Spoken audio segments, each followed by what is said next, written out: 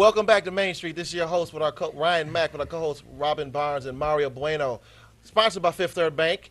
We are giving you information to helping individuals to get jobs, create jobs, and manage money from the jobs. And we want to thank Fifth Third Bank for all of the sponsorship that they're providing us and providing tangible solutions to the community. This show is a special show today. We are talking about health. We're talking about health in the entire show, and the financial tip of the day, again, is a real simple one, and actually a personal story of mine. I actually recently lost about 25 pounds. I still got a little something down here I'm trying to get rid of. But I'm trying to work out and do some things and go to the gym. And trust me, y'all, listen, I'm going to talk to y'all out there for a quick second. I get it. I understand. The hog maws and the collard greens, you know, the fried chicken, the pork chops. I get it, man. I love it. I love it. The mac and cheese, sweet potatoes, candy yams with extra syrup. It's like just that right of sweetness. Oh, my goodness. It is so good and so tasty. But, again, if you want to live till you're 85 and not just 55, you might just want to cut down a lot. We have some folks that are not only going to talk about that, but talk about the field and the economics of being in health. So we want to make sure that as you're going through, and we're coming up on Thanksgiving and Christmas season and all the holiday seasons, so maybe just one plate. And maybe you were working out at least 3 or 4 times a week.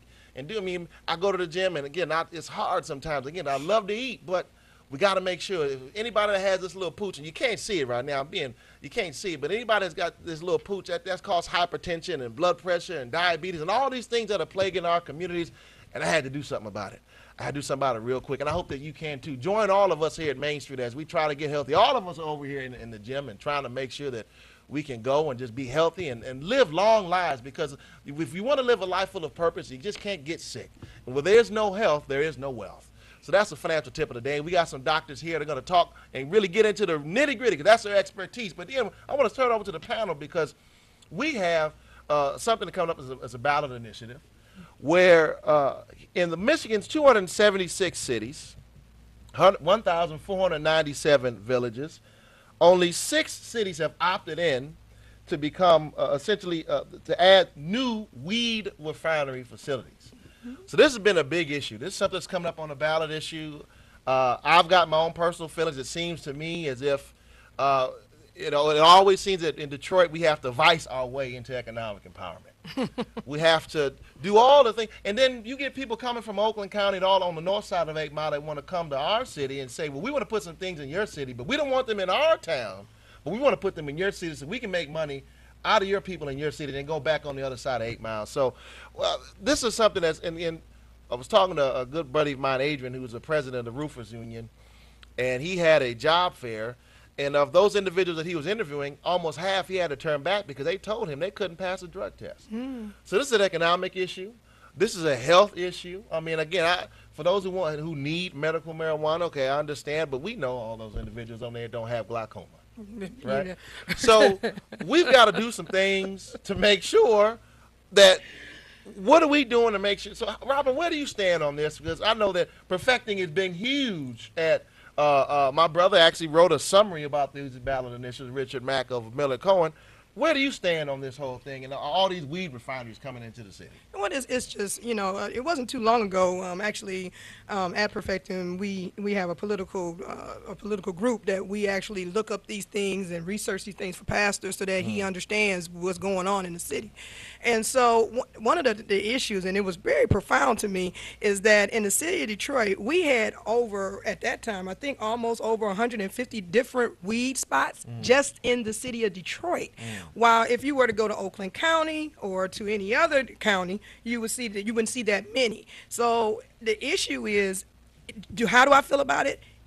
We are also one of the cities that have the highest unemployment rate. And why is that? We have the jobs. We have jobs that are here. We have IT that hopefully is going to be coming in with Amazon, and we have some here now with Google. We have jobs. We have construction jobs. We have all those things. But the issue is you can't get the job because you can't pass the urine test.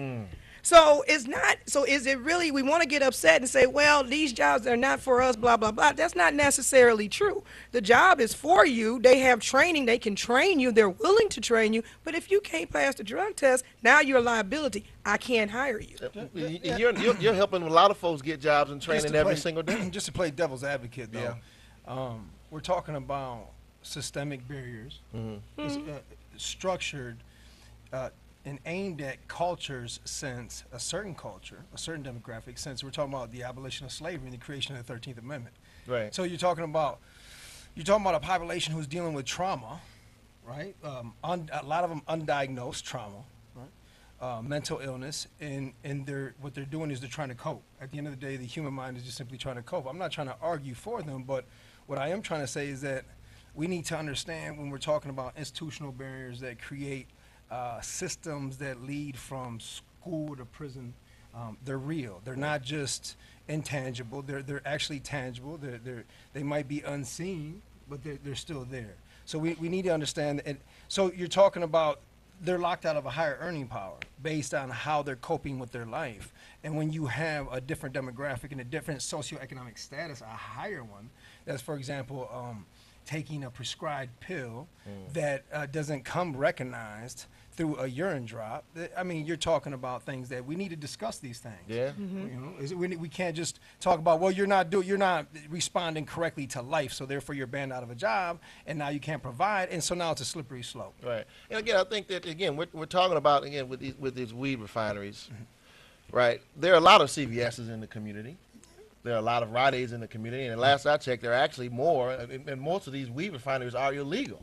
They are illegal. And they have the big shining green lights, which are also illegal, in order to do those things. And so I've actually had a long conversation with a member of the zone board to talk about what is legal and what's not legal and how they're trying to fight the existence of these. But for those individuals that are advocating for additional weed refineries, they're not advocating for more CVS's and Rite Aid in order to make sure they're more convenient in order to travel to them. Or more learning institutions of a higher right. quality. Right. So I just think that, again, when you're looking at the various ballot initiatives that are coming up, the simple fact that we can put a weed refinery next door to a child's daycare, right? That's when, and then you sell real estate, Robin. You put a weed refinery in the neighborhood, what happens to the property value? Property values plummet. Right. I mean, you know, and those big green signs are not like in different communities. They don't want those around them. They're not. So that's why they start on 8 Mile, Detroit side, Wayne County. Exactly. They put it on the Wayne County side, and then they can do that. But but you're never going to see those green signs, even if you go to any other. The one I think it's like maybe 2 in Oakland County, 2 or 3. I guess so. But when I went to go see them, not to the quantity though. Right. But if you go there, they look like regular stores, even the liquor stores. They have classy liquor stores. But the weed places look just like regular doctor's places. offices. Not regular Why offices. can't we have the walk-in classy liquor offices. stores in Detroit? Why do we have to have the gaudy, bright signs and all those type things? Because that says they're liquor, luring, liquor, they're luring come the drink me. uneducated into that. That's what it is. It's alluring. It's you know. So it's really sad because when we looked at these statistics, and what really blew me and my friend Brenda Goss Andrews when we were talking about this and we were looking up the information was that we actually have more weed places in Detroit than actually New York. They just started. Now they have, a legal company, but they don't have these many little stores. So it's really And the really thing is, a lot of weird. people talk about tax revenue. See, well, medical marijuana is cash-only business because banks do not accept cash from marijuana sales. Right. Law. Right. Right. So, with most of that money, first of all, most of those individuals who are forming these weed refineries don't live here in the city. So that's one detraction from the economic base. So that money, they're making the money, And getting taking our it folks high, and then they're going back Taking on the back. north side of 8 Mile. Again, I'm not saying that we shouldn't have any weed refineries. I'm just saying, can we have some regulation to make sure that they're not on every other corner, and I got to keep smelling all this skunk stuff every other day. We'll have it like it is in Arizona, like it is in Colorado. But your weed companies, the issue with that is, and that's when part of the research, the people who are in Detroit now who are selling weed are going to fight you on that because now they have to be regulated. Yeah. Which means they're going to have to close shop, and all the weed is going to come through a company, a federal company. And so that way the weed they make sure it's tested for these THTs or whatever these little things is in it that's making these people go crazy, making sure that that's not in it so that you're not seeing all these murders and stuff going on. We're going to be talking about this. Again, my brother, Richard Mack, has been a huge advocate speaking out against the ballot initiative. We're going to have him on the show to really go in depth about these things. And speaking about classy, so now recently we had an award that was given by the Detroit Spirit Award was given to Cardi B. Okay? Now, Cardi B got this award. And I don't know about y'all, but I don't think she deserved it. I don't think that she merits it. I don't think she's done nearly as much as a lot of other individuals in this city that have actually been in these streets every single day fighting for the city of Detroit. And I thought it was, quite frankly, a disgrace to the city to give somebody like Cardi B an award, especially when that type of music, those types of things. We have to have better role models. And again, part of Main Street is also economic empowerment and making sure that as we role model and look up towards those individuals, like these doctors that are coming on this show today. These are real role models. I mean, they should get a Detroit Spirit of Award. What do you think about that, Rob? Well, I'm kind of twofold on that because Cardi B came up. I think the issue is, and like I think we were talking before, the issue is not so much does she deserve one. We have people in place that are supposed to make sure that whoever gets these awards do deserve them. The issue I'm seeing and the issue that needs to be addressed is why did we have, because this whole situation came up because Congresswoman Maxine Waters was here in the city of Detroit and spoke at a function. And she actually does things for the community. And she does for the community. She does all type of, Maxine Waters is awesome. She was here in the city, spoke, and no one got her even offered or requested for her a Spirit of Detroit award. While at the same time, same day, we had Cardi B here doing a concert, and whoever brought her in, they did their due diligence and went through the process and got her an award. So from that standpoint, what I'm saying is, and I'm not going to make the decision does she deserve one or not because I know her story and I think it's great. But and I think it's more of a moral issue, and I don't go there. But the issue that I'm having is that whoever brought Maxine Waters here, they knew she was coming here way before 2 seconds before she got here. They should have went through the process and did what any dignitary who comes in this city does and get her a Spirit of Detroit award for her even coming here and doing whatever she's doing. Should the Booty Shaker get an award, Mario? I'm in harmony with my co-host Robin. I usually don't agree with her. So I do in harmony with what she said. While I'll give an example. I don't think she should have had gotten it, but who I would recommend you might disagree with. Which while his music might not convey the moral compass that I try to navigate by, the Spirit of Detroit is one that conveys resiliency. Yeah. Right. So me. Who would you recommend? T Grizzly. T Grizzly. He routinely. Who is that? Who's T You Grizzly? don't know who T Grizzly is? No, I don't. I need to How get up old on are it. I need to get up on it. T Grizzly. You know, my wife says I'm a millennial. I'm a millennial, right? He doesn't know who T Right, Grizzly so- is. You don't know? You know T Grizzly? Come Who's on. T Grizzly? This is you know I'm School sorry. him, school him, Mr. Mario. Grizzly, I'm sorry. Oh, wow. I'm deeply sorry about this. Now, so anyways, you'll find out after this. But the point is Okay. this: for example, Luck Inc. was contracted at River Rouge School District. T Grizzly, Luck Inc. does a lot of free work in the city of Detroit, and I was a invited keynote speaker with the chief and the mayor for a program called Ceasefire, for a federal program trying to prevent gun violence in the worst area codes. So it just so happened serendipitously that T Grizzly was in the audience, and so his parole agent, we do work with the Lawton parole office and Pontiac parole office. So his parole agent comes up to me and is trying to introduce me, telling me this is her client and she wants him to do work in our middle school. And so I don't know who the T Grizzly is at this time, right? So I'm like, well, what do you Oh, want? so you're like me. So hold on. So You can make me feel like I'm brand new. right? He So- was like so I you. said, so what? Yeah. I said, you want him to be an intern? I said, what do you want? I said, well, I don't know if I can pay you like $10 an hour. Right. And she's like, no, you don't get it. And so I have mentees that heard that I was going to speak, so they're walking in and, hey, Mario, take a picture. And I'm taking a picture with the guy that I think she wants to intern. And finally it clicked. I said, wait a minute. I said, are you that famous guy? And so that's how I figured out who T. But he was Grizzly there to do is. So work. he came to our school and did a whole concert for the kids. And he Oh, does that see, routinely that's good. at a So lot that's of good. schools. Okay. He does that all the time. we're And talking about he he's probably from talks Joy to the Road. kids He's and from Joy stuff. Road. Oh, wow. He's Okay. born and raised Joy Road, a From returned Detroit. citizen. He was on parole. I think Nah, he's I still would on agree parole. with him getting the Spirit of Detroit Right. Award. So That resiliency. sounds like a good resiliency. Right. So, but once again, it goes back to resiliency. And even though she's not from here, she's from the Bronx, New York. She still has. She get the spirit of Bronx, New York. Okay. Well, hey, she should, but she probably will. But they rallied for her to get it for here. The final verdict is We got plenty of people coming on the Cardi show. B, take yourself back to Bronx and get your award wherever you need to go, because we got all the awards right here. I'm So, Team Cardi B. I'm Team Coming up Cardi B. next on Main Street, we have a very powerful, again, health and awareness show. Well, there's no health, there's no wealth. Dr. Eric Ayers, the clinical program director of medicine/pediatrics.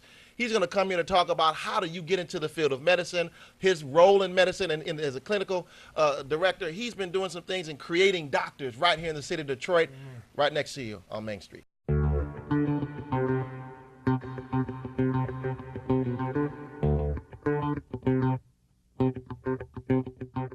Welcome back to Main Street, sponsored by Fifth Third Bank, the show that's helping you get jobs, create jobs, and manage money from the jobs. Again, today is all dedicated to health. Well, there's no health, there is no wealth. So we can't talk about making money unless we want to keep your mind and your body together in spirit. Right. So we have our guest today, Dr. Eric Ayers. Thank you. Thank you. Thank you so much for all the work. First of all, I just wanted to say I've heard a lot of good things from your friend Robin, who invited you on the show today, and the things that you're doing to create doctors in this community, to create a spirit of wellness in this community. I just want to say we appreciate you from Main Street, and talk a little bit about what you do in the MedPeds section center. Very good. So I'm an internist and a pediatrician. A lot of people are familiar with Grey's Anatomy. Well, I am Grey's Anatomy in the sense come to life. I have 20 residents that I'm training that are internists and pediatricians. We're dual boarded. They spend 4 years with me, so I get to see them come in as a piece of coal and leave as a diamond as they go lighten the world and make the world a difference. I also am available and work at the medical school level. So I work with medical students, not in their typical teaching role that most people say classroom, but it's a revolving or a real life teaching role where they see patients, we evaluate, we go over what they know, evaluate their content, try to give them a skill set that they can take care of you and me. Because at the end of the day, we are both going to be patients. And what you want is somebody that's above you, that you are competent, is going to take care of you, and is going to take care of you not only just because of what they know, but who you are. Take care of your spirit, your soul, do that mental, physical that we need that's missing. Okay. So there's a young boy or girl who's home, or they're looking at you right now, and they're wondering, what do I have to do to put on that white coat? Well, the first thing I think is a common denominator. You've got to succeed in school. Going back to what you're talking about, and I'm just going to briefly tie in what you're talking about, the marijuana. There could be a role for medical marijuana. We could argue back and forth on the validity or why there shouldn't be. I think that what we need to know is that it's addicting, okay? And what they're doing is anytime you hybrid and you develop a product, okay, and you make it stronger, that's why you smell the skunk in a different sense, is because they're making it higher in THC content. The things that you have to start to worry about is, one, what is hybriding, and what does that mean it does to the product? Two, are there seeds? I always say, are there seeds? Because that means it's not naturally grown, okay? And three, what fertilizers are you using to develop it? Nobody thinks about that, those things. But you have to think about it, because in the health of our city, that's where illness starts, okay? Because you're breathing something. The other thing is that, quite frankly, parents that are doing it in front of their kids. So what are they doing to their kids? Are they causing an addiction pathology that can be there, okay, or a need or a want? Are they causing lung injury that's there, okay? Wow. And so from my standpoint, it's to educate. You got to think about not just the economics, but what you're doing to yourself and your body. That's right. And the studies that have been done, they have not looked at marijuana and cigarette smoking, because they haven't been able to, because it's not a legal substance to reliably do validated studies on. So I say that first, we must be in good health and welfare. So we can't use those substances that are not natural to our bodies. Two is stay in school, that you have to have aspired to do something well.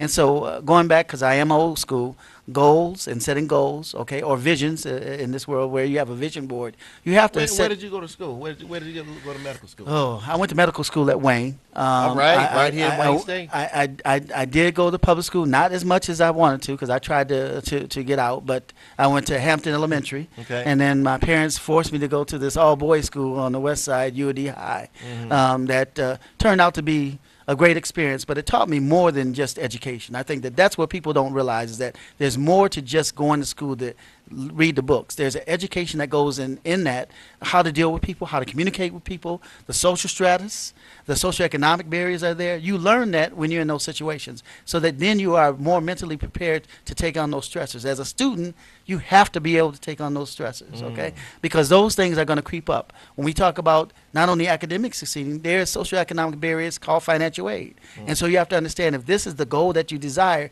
don't worry about the money. The money will follow if your passion is there. So the other thing I would tell them is that they're passionate about this thing called medicine, then that's the first thing. So if you're passionate, you will find your way to achieve it. The money will follow. The reason that the passion has to be there is because you want to be able to deliver a product, which means that product being who you are, what you represent, what you're going to do to try The to. doctor is the product. That's You it. are- It is the you product. are the one. You're the one providing that on point. That's it. And as we go through life, as I've learned also, I also like to say the patient is in some sense the doctors too, because they see themselves every day. So they have to bring to me their completeness, their wholeness, their trust in a way that then I can paint a picture to take care of them. Okay. And as you mentioned, there's so many socioeconomic issues behind. When we talk about academic success, I need to know that you're eating before you go to school, that you're having breakfast. I need to know that you have a safe environment to go back home. I need to know that your family wants you to be academic successful, because there are families in the city of Detroit that ironically, don't push that. I don't say they don't want it, but they don't push it. And what they want their kid to do is they want them to become the breadwinner or a breadwinner of the family. So they would look at them to do that as opposed to go to school.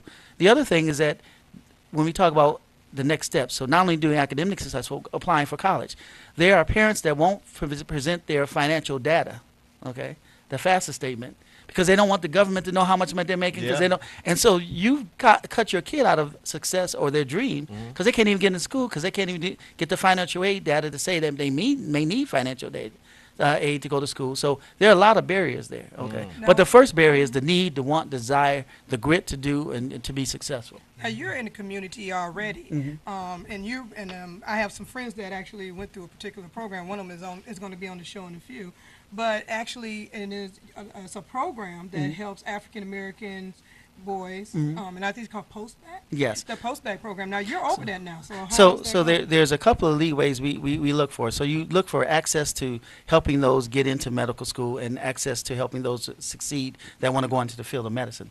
So there are multiple access points that are there, and that's what we're trying to develop a more community network through the Office of Diversity at the medical school, through main campus at Wayne State. The President Wilson is really trying to make an initiative to target. Does he have a medical background as well? He is a doctor. Yeah. Yes, he will be sworn in this Saturday as the president of the American Association of Medical Colleges, which is the highest esteem. So, very good friend so of mine. he's really Yeah. trying to get to some illnesses that are there. The illnesses means when I say the illnesses, not only do we need to make sure they get to college, but matriculating through. And Wayne State was cited because of his lack of matriculating undergrads through the system. It also had been cited because of his lack of diversity as it relates to all the schools of pharmacy, medicine, law, which a lot of people don't know, and some of the other postgraduate schools. So there is a issue that's there that he's tried to deal with. What we tried to do is try to create programs that are catching youngsters as they go through high school and college, that gear them to get into the field, that set them up with mentors so they can be successful. Two, then give the opportunity that if you're not as successful at taking the MCAT as your partner or your friend, that there's a way that we can capture you and get you into medical school, where you will do a year of training in that case, academic work. So you actually another year post-bac training, post-baccalaureate training, and then if you do well in a year, you're almost guaranteed admission to the medical school. The reason I say almost, because you still have to pass stuff, and that's a way to get or draw in other You minorities. still have to be smart.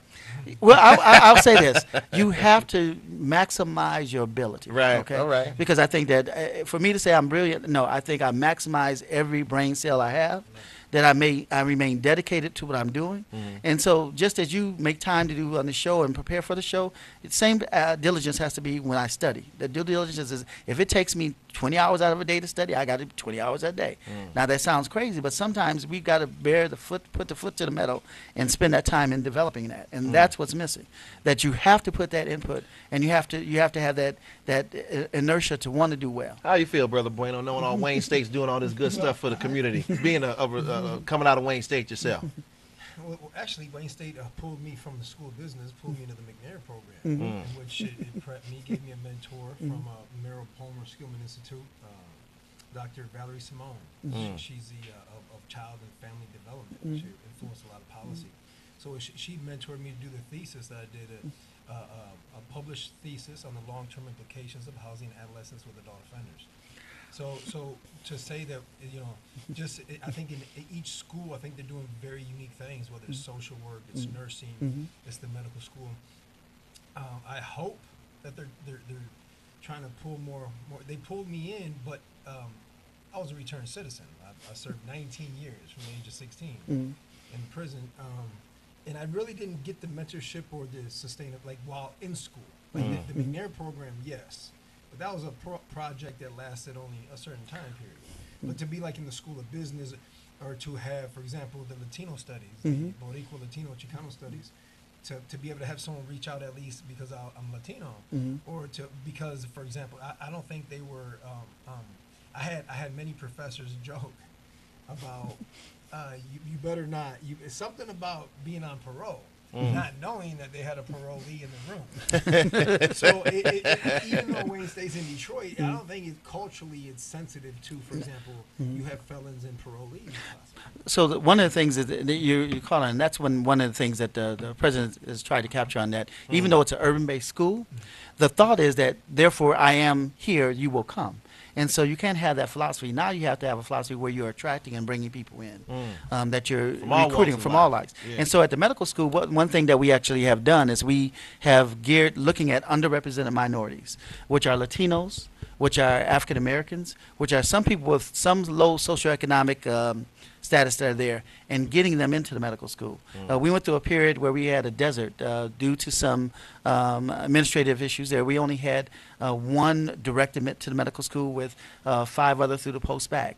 That was deliberate in some sense because when you think of diversity, people just think of color and a hue. They don't think of the needs of the community and what the community needs. And so we've really been battling, and this is a battle that it is sensitive, but what are underrepresented minorities, what are African and African Americans, and that because that spirit is different, okay?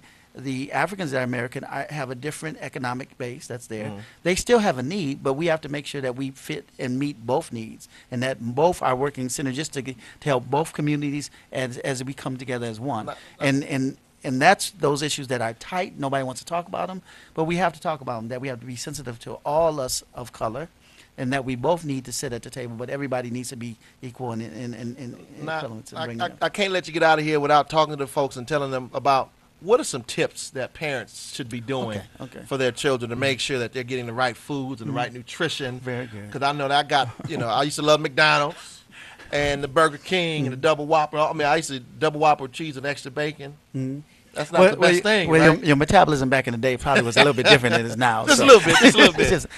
I think that there's a couple of things. One is that parents need to be parents, and that's either from a single-parent household or a dual-parent household. And that you have to have structure and accountability. You can't look at your child as a friend. You cannot make them the king or queen of the house. No, they're not. No. They have to get to that point in their own house, not your house. And so you have to treat them such. The other thing is that you church, Doc. You have to keep them to the fire about their academics. Not just that they're doing well, but meet and greet and be that communicator with their teachers, communicate if they go to church, the Sunday school, to see, because there's citizenship. And we look at what's going on today, citizenship is not being highlighted on, because citizenship is professionalism. All those things that you're trying to develop to get a job is not only that you have to pass the drug test, you got to be able to be professional and be there, okay? And that means to follow rules and regulations. So I think that becomes the important standard as the house. Yes, they need breakfast. If they don't, thank you to our brothers, the Black Panthers, and I have to say that because with what's not for them, there would not be a Head Start. So we have to call it like we see it. But there has to be some Head Start initiatives that are in place within the community, within the school, within the church that allow those that don't have to have, because you need that brain to be excited and energized to start the day. Because if they go there and they're not able to learn, they're not going to receive. Because kids starting off the school hungry, they're not going to learn anything. No, they're not going to learn. The other thing is physical activity, because in Detroit we do have an obesity issue, not pointing fingers, but we have to get our kids more active. Now, some of that is due to socioeconomic issues, some of that's due to crime, but we have to get them motivated to exercise. And so there are some initiatives at the school board level to try to recreate health and physical fitness as it should be taught and interacted at that level. So I think that getting them out there. So one simple thing that a parent can do, cheap activity, cheap. Jump rope. Jump rope only costs $10. If they jump rope a half hour, not half hour continuously because they're not a boxer, but if they jump rope for a half hour, that's cardio, plyo, all that, okay? $10, okay? You can do it in the winter, summer, basement, You can do it. But that's where we have to It's start. not thinking. around any vases. Yeah, that's right. There you But go. that's when you have to be creative and say that it's not a barrier. Okay, even my elderly patients, there's 17 minutes to a TV show, 13 minutes of commercials. If they do any physical activity, even if it's just walking in place or moving their legs or getting up and stretching during that 13 minutes, you multiply that for an hour. That's 26 minutes of movement. It may not be exercise, but it's a healthy activity, and you can't have exercise until you do healthy activities. So those are things that we have to get parents to emulate so that children understand that they can do it. And lastly, is video games, the world of video, as far as it relates to gaming, gamemanship, platform development, apps, bots, whatever you want to call it. It's a great platform to be in. And there's some skill sets that can be learned from eye-hand contact that can be utilized and are good for our youth to have. But they shouldn't be inundated that that's all they're doing. I Okay? mean, Cheetos and PlayStation is not a good Cheetos and economic, it's that, not no, good no, health. That's not good health at all. Okay, all right.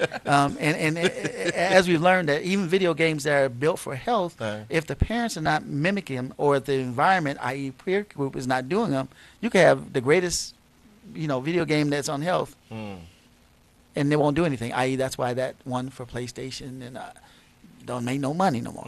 So again, you have to set the example for your kids. And I think that we're resilient. The only thing that I will say, and this is another issue, and Dr. Long, when we look at our youth, getting them the grit to that's non-sustaining or that sustaining or that resilience to keep on going, that is what's missing. And again, if you're going to be successful in any domain in life, you have to be resilient.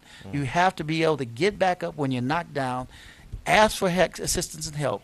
When we look at what is missing, and when we look at some of the socioeconomic barriers, we as a people, and that's all people of color, have to understand it's okay to say I have a problem. It's okay, and I'm giving my colleague some input, Dr. Long, it's okay that I need some psychological help. I'm okay. I need a life coach. I need somebody to direct me, get me in there, and deal with some of this pain because of some things that have gone on with our families that we don't like to talk about, some things that have occurred because we were violated. We have to get that off our chest. And so when you go back to something that you started to talk about, when you talk about opiates and pain medicine, people are in pain and looking for some way to get out of it. Most people don't wake up and say, I want to be a pain medicine, but what they're looking for is some sense of light, of hope, or happiness. And if that becomes alcohol or so forth, then that's what they turn to. That's not the answer, but that's what they turn to because it's a quick fix.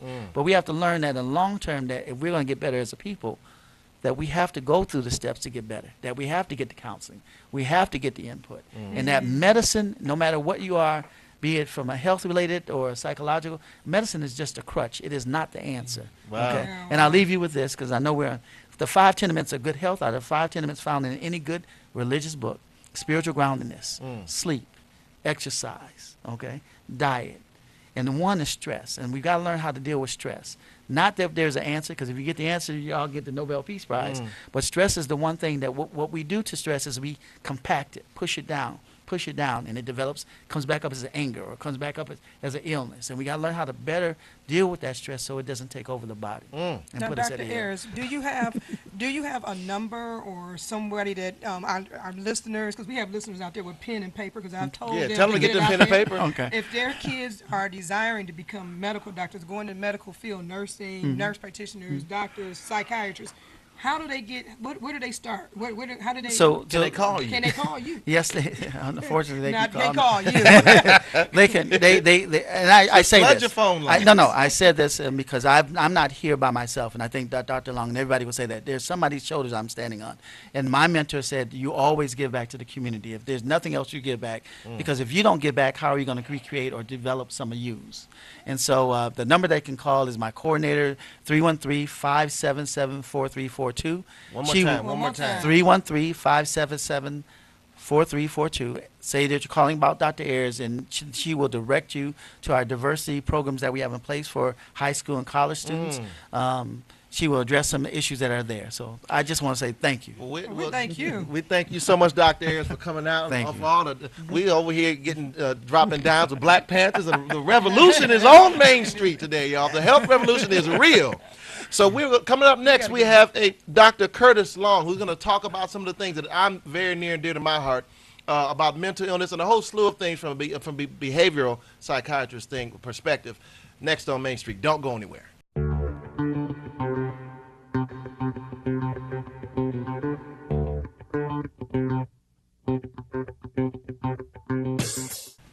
Back on Main Street, sponsored by Fifth Third Bank with Robin Barnes, Mario Bueno, and I'm the co-host Ryan Mack here. Getting jobs, creating jobs, and managing money from the job. This is what we're talking about here. But today it's all about health. Where there's no health, there's no wealth. And we didn't know we were going to get to it, but we had a revolution that started here, a health revolution. And here we have Dr. Curtis Oliver Longs. Now, Dr. Long, you were one of the original instructors for Lafayette Clinic. And I got a personal story. I had actually a cousin who I knew was suffering from mental illness. I knew he was suffering from mental illness. And everyone knew it. No one knew what to do about it. And sadly, he ended up shooting someone. Yeah. And he shot it, and now he's in a mental institution now because he was, deemed to be clinically insane. But we all knew that this is what he was going through. And when they shut down Lafayette Clinic, you were working with those individuals every single day who needed your help, you needed your instruction, who needed your support. So I want to thank you for that, first of all, for what you're doing. And talk a little bit about how you got into, and how do you form Behavioral Health Associates, because that's what you do every day now. Yeah. Well, Behavioral Health Associates is it's an office, it's actually my private practice. But going back to Lafayette Clinic, that was during my residency, and I happened to be, our class was actually the last class at Lafayette Clinic prior to the state police coming in and locking it down. And from a financial perspective, we always wonder, well, why did they close Lafayette down? That's a clinic that I had inspired to want to be trained at. It had a great track record. It was the only research facility in the entire state of Michigan. And I remember our group, it was about, in my class, probably 10 of us, and on a whole was maybe 20 residents, and we were all told that it was based on asbestos, for years, and then we would finally find out it came down to money, in terms of the governor at the time stating that it just wasn't cost effective, but it was for surely missed, and I think we're still going through that now. And we get these folks walking around the community who need this help, and then now they're trying to turn the prison system into mental illness treatment, which is not the best case. Not at all. Talk a little bit about that. And then, Mara, I want you to chime in because I know you deal with a lot of these folks every single day, returning citizens who might need this support as well. Again, that irked me, even when they did it, and even more so when I had my own family member that was impacted by it. Well, in my practice, I see I tell people I see from ages 2 to 102. My training is in adult, child, adolescent, and forensic psychiatry. I work at least 5 different areas, including an adjudicated facility with the legal perspective. One of the big things that I really try to stress in any clinic that I've worked at, including my own, the individuals will say, well, why do you have those giant binders? I said, well, I'm here to educate you because you're going to educate me. So even though I designate them as patients, they really are some of the most esteemed professors I've ever had because they're teaching me at the same time. But like your own relative, let's say, how many people can identify a person with depression? How many people can identify a person with bipolar disorder? How many people can identify somebody with true schizophrenia? And there are some clues, and let's say if I'm in my private office, or say I'm at a clinic out in Macomb County and a parent is bringing their kid, I say, well, let's get this off our chest now. Okay, your mom brought you here and you think, well, I'm not crazy. No, you're not. That's the first thing people say. But the first thing I always say, well, honestly, if you were clinically insane or crazy, you would be much easier to help. You're more amenable to the actual medications. But due to the fact you're not, and you think skipping school, doing these sort of things, that's a little bit harder for me to treat you. And it's not necessarily amenable to medication. So going back to what Dr. Ayers had mentioned, structure is so important, and you have to start at a young age. I don't think it's a coincidence that I chose an area where, like I said, I can see from age 2 to 102 because it definitely involves family. But unfortunately, sometimes you'll just see a kid in an adjudicated facility where you're getting the history from this kid, and that's all it is from his perspective. Yet at the same time, when Dr. Ayers and you guys were talking about resilience, no matter what the circumstances are, you're always trying to instill that into this young kid. No matter if they truly meet the criteria for true mental illness, and I keep saying that because unfortunately, a lot of the things I'm seeing nowadays aren't out of DSM-5. I mean, it's a lot of behavioral issues. So, but in general, it all comes down to education, being able to get an understanding about that loved one, and that loved one doesn't need a shot of cognac because he's isolated himself or he's hearing voices. No, he needs to really get some help from a professional. And so, Mario, you deal with this. You're in schools. You're helping those returning citizens. You're dealing with at-risk youth, individuals in low and moderate income households all the time. So what are some of the stuff that you're seeing that you might even want to ask the doctor, or that you see for yourself, that give the red flags of the signal that something has to happen within this child, or that's you? It's funny. A lot of times you run across families, or unfortunately single parent households, Exactly. and you'll always get the description of the child. Correct me if I'm wrong. He's just going crazy. The child's just crazy. Exactly. Yeah. You know, and I can't help but to go back. You measure a tree by the fruit it bears, not the fruit it talks about bearing. Right. So, and I worked as a legislative aide. And my job function was to go into the 21 schools in the 9th district, which were mainly talking about Cody, McKenzie, Dixon, Exactly. Okay. these schools on the west side of Detroit. And the principals there were battling with budgets, budget restraints, in relation to the development of individual education plans, IEPs, Right. that are heavily based on a lot of mental illness, Exactly. a lot of trauma that this population, like principals have said, the principal at Cody said that at one of the Cody schools, that technically speaking, every Which single one, Matthews? yeah, Yeah, excellent, phenomenal brother. good brother. We got to get him on here We too. have to. He said, technically speaking, every single child should have an IEP. Every single child should be diagnosed with some sort of mental illness in this school. But budgetarily speaking, we can't. Exactly. And how do you? that's- So go ahead, Yeah, please. yeah. please. I mean, that's my thing of it here, especially coming from an economic standpoint.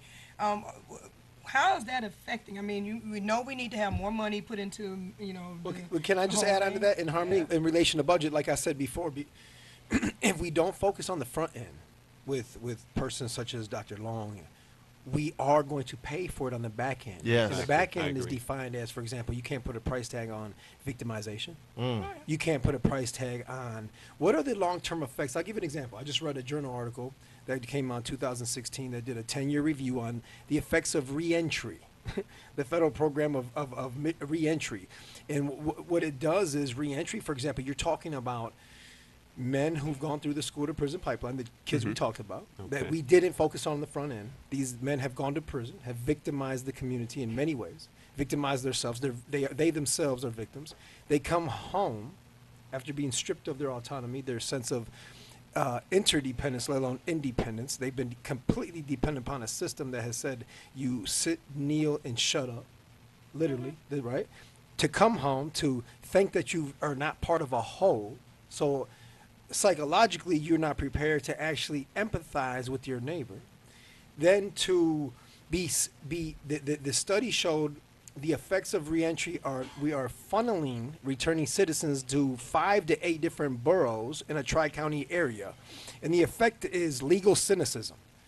What that means is that culture, that that community, develops and embraces a sense of legal cynicism, meaning that no respect for authority, for the establishment, for the community at large. And so- Those Right. boroughs, So victimize. Yeah. So as a Yeah, how do doctor, you- how do you deal with that? How do you combat that? That's a heavy It's lift right disheartening. there, It's man. My disheartening. goodness. It's Well, disheartening. yeah, I mean, Woo! it's psychology. Back in 2014, one of the agencies that I work for did a study, and it looked at what were the top diagnoses we were making and then leading to adjudicated youth. At that time, it may have been conduct disorder, ODD, but for sure now it definitely meets the criteria for abuse or PTSD. But being able to recognize that it's a challenge in itself, because in terms of this resilience, sometimes it gets a little bit confusing with a young man who says, well, I don't want to even acknowledge that. I don't want to acknowledge the pain. But you have to be able to look at it say, on a academic perspective.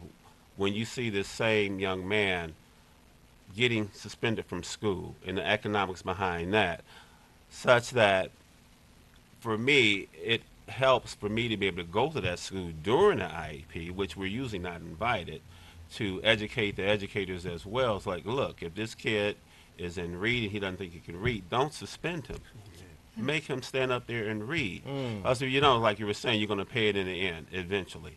The other thing is that there has to be a commitment regarding funding for true biopsychosocial psychiatric treatment, true dual diagnosis treatment, which usually you never hear about. You know, if a person has a substance abuse issue with all these opiates, you can't just treat the opiate addiction. You got to treat that entire individual for depression, anxiety, and all the things that they've dealt with in the past, and now they're dealing with guilt.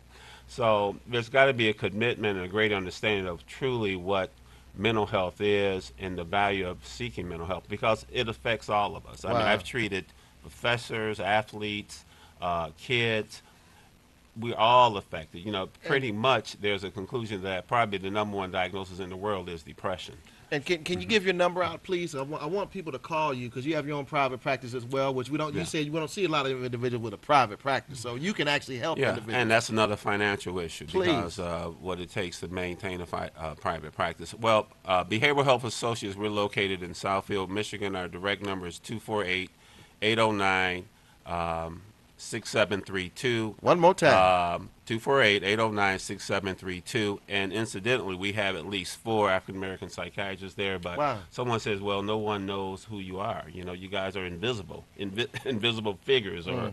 But we're there to service the community. We do a lot of other things as well. Well, thank you, Dr. Long, for coming on the show today. I think what you're doing is necessary, and it's. I think we have to have more conversations like this in our community. I agree. Thank you so for much. having me. All right. Again, a heavy topic. We're going to keep on coming with heavy topics because health is a heavy topic here. We're coming back with Dr. Walker, who's a clinical instructor. Listen, to be a nurse is one of the most. Nurses are angels. Let's just say that right now. Nurses are angels. They've come down to help individuals like you and me be comfortable in a hospital. They are overworked and underpaid and underappreciated, but they're one of the most crucial and vital jobs that you could ever have. And I think if you want to be a nurse, come back and listen on Main Street on the other side of the break as we talk to Dr. Walker, who's a clinical instructor at Wayne State University College of Nursing.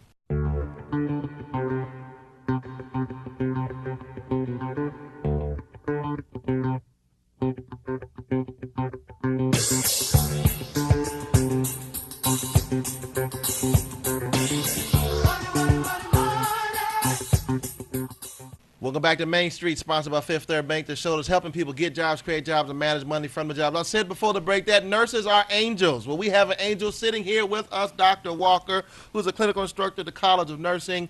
You create and help other individuals create the opportunity to help people by that bedside. I mean, I don't know if there's anything more when someone is sick, and I've seen it. I have a illness in my own family right now, and I've seen the care. And shout out to Carmanos and my mother, the care providers, everybody. But then come the nurses, and they sit down and they watch the individual every single day, and they don't mind the smell, they don't mind the things, all those things that individuals would think that I could never do that. They do that because they want to make sure that that person is comfortable, and you're saving lives. I don't think there's anything else more important than saving lives. So talk a little bit about what you're doing at Wayne State at the College of Nursing. Okay, so at the College of Nursing, I'm a clinical faculty helping, instructing students, but basically what I would like to talk about is increasing the diversity in nursing. Right now, healthcare and registered nurses are made up about 3 million in healthcare, and of that 3 million, it's only about maybe 20% of minorities, and that makes up African Americans, Latinos, and Asians. Oh, wow. And so there have been numerous studies that show that when patients have providers that look like them or have the same language, religious preference, same ethnicity, that they're more likely to receive quality health care because there's a relationship instantly. And so it's very important to me and my colleagues. We are always asked, how did you do it? You have your doctorate degree. I don't think I could ever do that. And it is my mission to always share with people, each one teach one. That's my motto, because I had to overcome so many barriers, and I was like, no one will ever have to overcome those barriers. So we need to diversify nursing. We started a mentoring and professional development organization called No Nurse Left Behind. We have we have a workshop coming up this Saturday at the Detroit Public Library from 10 a.m. to 2 p.m. So you want to be a nurse? A lot of people think, oh, I want to be a registered nurse. I want to pass medications and do a few little things. Nursing is way more It's than a that. lot more than that. Oh, it's I've seen it. I've absolutely- seen it hands-on. I've seen what they do. Yes, it's absolutely. Nursing angels. requires. We are angels. Nursing requires a lot of clinical skills. I think a lot of times minorities are not prepared for the academic rigor that nursing programs entail. And there are male nurses too. There are male nurses. Oh, absolutely. absolutely. Yes. We need our male nurses. Couple of good male nurses that helped us at Carmine as well. Yes, absolutely. People don't realize that when you're in nursing school, 75% is failing. Or I'm sorry, 74%. So when you don't have the proper advisement, you don't have people that look like you don't have the financial support because you have to work a full-time job while in nursing school, we help students and people who want to become registered nurses address those psychosocial barriers so that they can be successful. There's a lot of money that goes towards nursing, a lot of scholarships. However, we have to keep people in school so they can get that advanced education. And so we're going to be promoting NoNurseLeftBehind.org, NoNurseLeftBehind.org, because this Saturday, 16301 Michigan Avenue, Dearborn, we want them there from Saturday. What are some of the things you'll be talking about at this on Saturday? So Saturday is for high school students, certified nursing assistants and medical assistants who want to become a registered nurse. A lot of times the public, they just think, oh, everyone's a nurse. Well, we want you to become a registered nurse because we want to advance that education so we can have optimal patient clinical outcomes. So we will talk about how to get into nursing school, the importance of your grades, how to overcome those barriers that I was talking Such about. a good career to get into. Absolutely. A very giving career from birth to death. We are there, and And nurses. I don't think they're paid enough, but they do make some good money though. Oh, we make some money. Yeah, they we make make some some good money. money. Yeah, we do. I do think they're undervalued. They need to get a bump up, but they make some good money. Yes, they do. Yes, they do. And also, once you become a registered nurse, there's opportunities to advance your education at the graduate level. Myself, I'm a nurse practitioner. I'm a hospitalist over at Detroit Receiving Hospital as my clinical practice. And so it's very important that I mentor people who want to go into the career. Excellent job. Yeah. And so, tell us about you. Like, what made you What's your why? What's your become? Why are you so passionate about helping people? Because every nurse I've ever met has always had a strong passion for helping people. Where did you get that from? Where did I get that from? It's So in our I knew it's in my genes. It's in Yes, your it genes. is And they in my are genes. cousins. Your cousins here. Okay. Yes. No, I always wanted to help people. I graduated from Romulus High School, so shout out to Romulus. Okay. I had a tremendous mentor, the late Evelyn Hopewell. And when my concept of what nursing was probably what a lot of people think, bedpans and this and that. And there's nothing wrong with that. There's humility to be able to care for someone. But when she exposed me to, you get your advanced education. You go higher because you can be able, you'll be able to impact health outcomes. There's one thing to receive care, but if we're not educating these patients on the symptomatology, the importance of getting your medication, the importance of speaking up, it'll be a revolving door back into the hospital. And so nurses, we are front line. The physicians, they have their role. They come in, they study disease, but nurses treat the symptoms that the patient has and that education. And there's been so many times that patients will say, what did they just say to me? I don't understand. And we have to break it down and give the rationale. Mm. And sometimes we even can convince, when they're scared of something, we can I convince saw some of the them. nurses telling the doctors what to do. Yeah. They do it all the time. They do. I say, wow, look at this. Who's the doctor? Who's the nurse thing here? No, actually, we work together in collaboration, and it's a wonderful team. That's it's a a wonderful That's a team. politically correct. It doesn't wrong being politically correct. I can appreciate that. I can appreciate that. Was it women nurses and a male doctor? Oh my goodness! And she was telling the doctor what to do, and she was right. He was probably used to it. Well, that's that whole front line. That's that she's front line. speaking She knew it about. Right. because she Because knew. Right. you got to understand that when she comes in to speak to the patient, she's talking directly to that individual. What's going on? When the Yeah. doctor come in, he's looking at what she wrote down. Yeah. And then he's coming doing his diagnosis because he got others to go He's through. got a lot So of it's a stuff on team his effort. mind. It is a team So effort. one more time, because I want people to come on this Saturday. Where do people go on this Saturday so they can check out no nurse left behind Get your pen and paper. Get your pen and paper out. Okay, so visit our website, nonurselefbehind.org. We are having a workshop, So You Want to Be a Nurse. It's at the Dearborn Public Library from 10 a.m. to 2 p.m. We also have other packages on our website because we want you to stay in nursing and advance your education, and we are there for your mentoring needs and professional development. All right, and with that, on Main Street, the Stay Woke tip of the day is either if you can't afford to join a gym, then work out at home for at least 30 minutes a day. I gotta Buy get a rid of jump this, y'all. rope. I gotta get Buy rid of this. a jump I have to rope. get rid of this. And the doctor said $10. So again, thanks for Fifth Third for all the sponsorship. We want to thank Dr. Walker, Dr. Long, and Dr. Ayers for all of the work that they're doing throughout the community. You've heard it here on Main Street, the show that's helping people get jobs, create jobs, and manage money from the jobs. See you next week.